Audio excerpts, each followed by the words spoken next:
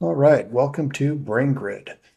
You've just created your account and now it's time to get set up. So the first thing we need to do is we need to create our first project and we want to connect your GitHub repository to BrainGrid.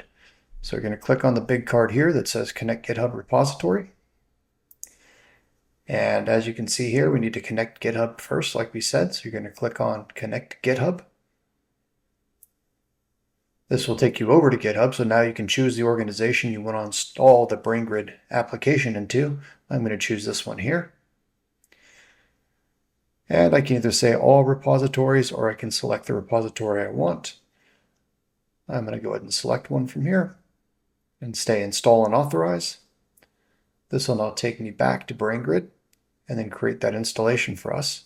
So now that we've done that, I need to select the repository that we just chose and then name my project.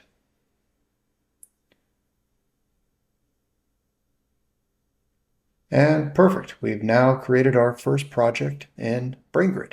Now that we've created this project, what is happening in the background is, as you can see this tab here, we have code analysis. And so BrainGrid is now create a clone of the GitHub repository that you connected to us, and we're running code analysis on top of that code.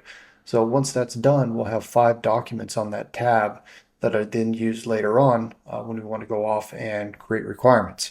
Let's take a look real quick and see how it's doing. So we've got the first one is done, which is the directory structure. And then if I refresh here, might take a little bit, but then the other documents will come in.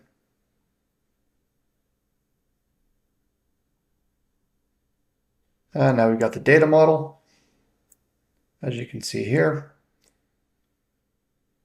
And then once this finishes, we'll have 3 more documents. But let's go back to our dashboard.